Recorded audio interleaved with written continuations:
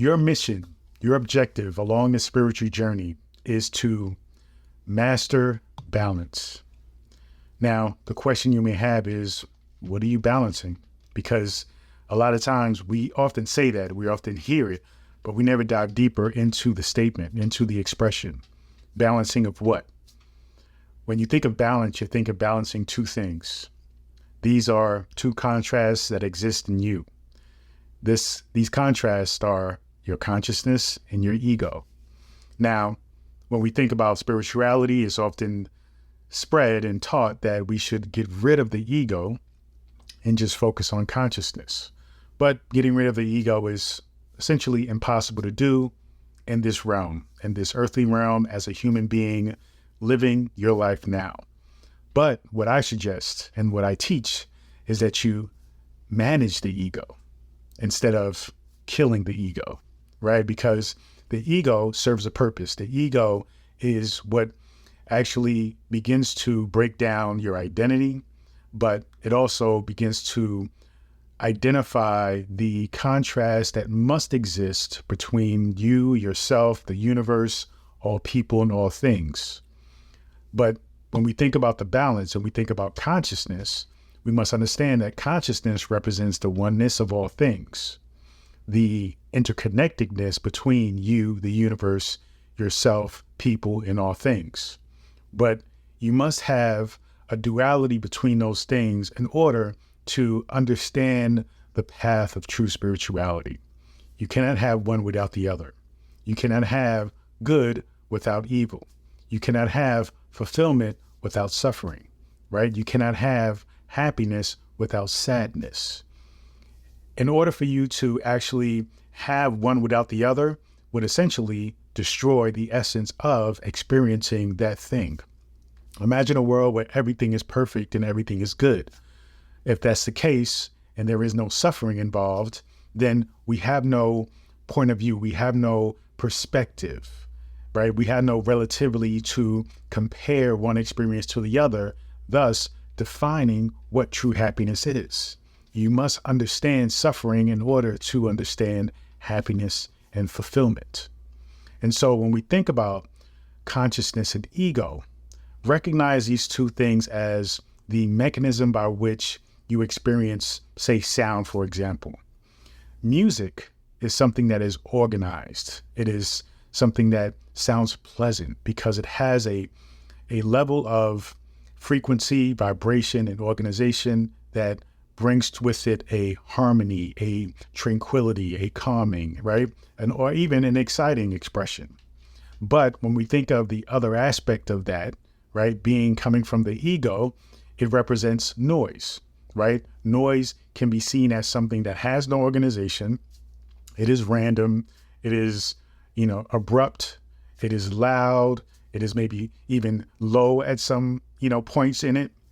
There is no systematic pattern or understanding of it. And so when we think about life, and we think about consciousness and ego, that is basically how you want to think about how to approach and think about these two things, because context is very important when understanding consciousness versus ego. When you think about, things like pleasure, things like fulfillment, happiness, joy, that leans more into consciousness, whereas suffering, chaos, pain leans more into ego. When you are led by ego, those are the things that you're going to experience most. When you are led by consciousness, you're going to be led by peace, harmony, pleasure, and happiness most. So the balancing of life is not about, again, getting rid of the ego and acting like those things don't exist and those things are not important. They are important and they are part of the whole, right? They are part of the complete picture of life. So in order for you to truly understand and turn the expressions of the ego into something positive, you must embrace and understand the purpose behind that essence. Because when you shun, prevent, avoid, and ignore the expressions of ego, fear, anger, frustration, sadness, depression, then that lends itself to you not acknowledging the complete picture of life.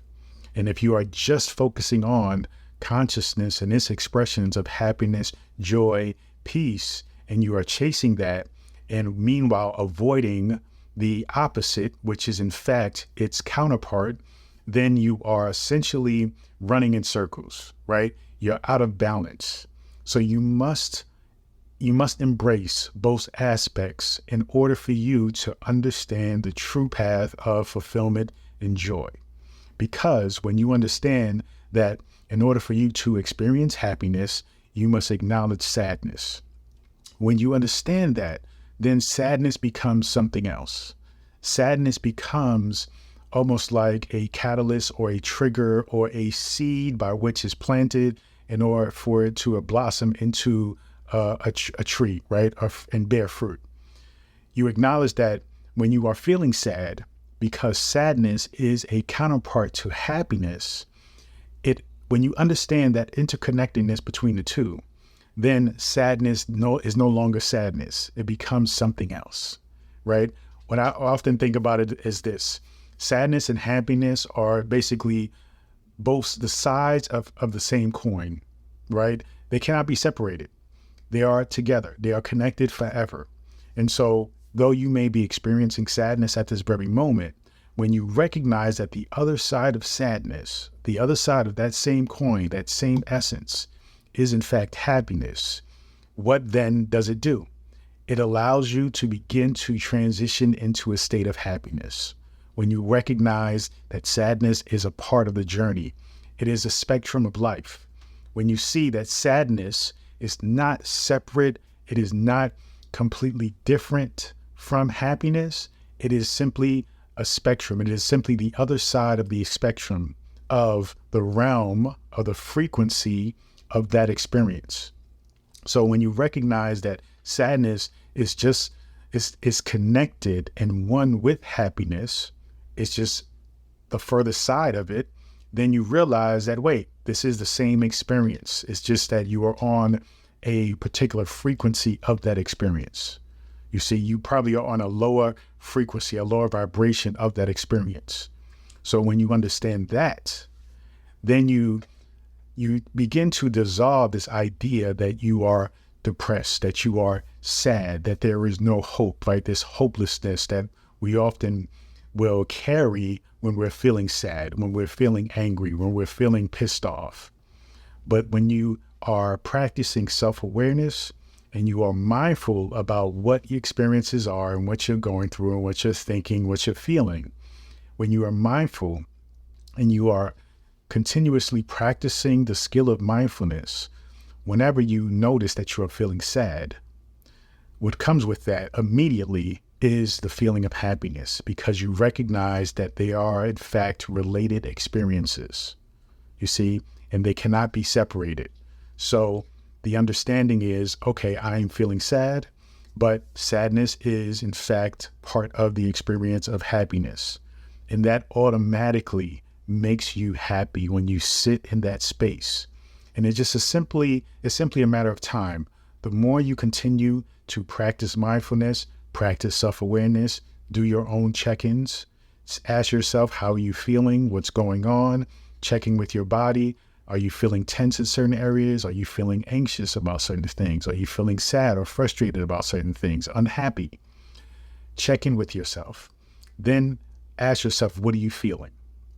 And if you are feeling sadness, if you're feeling something of a lower vibration, a lower frequency, connect that to its opposite, quote unquote, right? Or connect it to the other side of the spectrum, if that is what you desire to experience.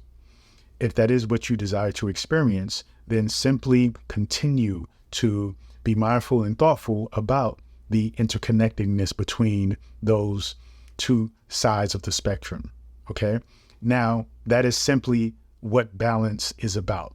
When you master balance and understand balance, you recognize the power of both sides of the spectrum.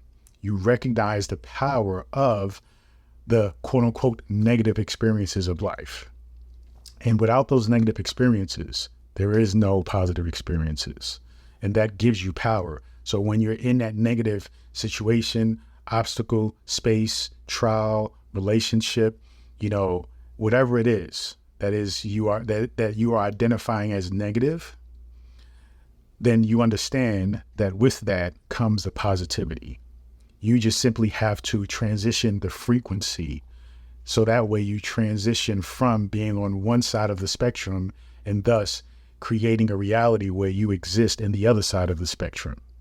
Now, once you make that connection, trust me, there is rarely anything that is going to keep you in a lower vibrational frequency. You're going to understand that when things get tough, it's simply a sign that it is simply getting better, because you just recognize that, okay, you're just on the spectrum and you can ride that wave however you wish. This is the essence of what I teach about creating your own reality. It is up to you. It is your decision. You simply have to acknowledge that you have that power. And then when you start to practice things like mindfulness, self-awareness, then it sets you on the path to truly understand this truth. Thank you so much. And feel free to go to drabundant.com, subscribe to my daily newsletter, and also get access to this free ebook, The Power Within. You will also be invited to my manifestation Monday morning meetings, which happen every Monday morning at 7 a.m. You don't want to miss it. So feel free, set your alarms and continue to join me on this journey. Peace and abundance always.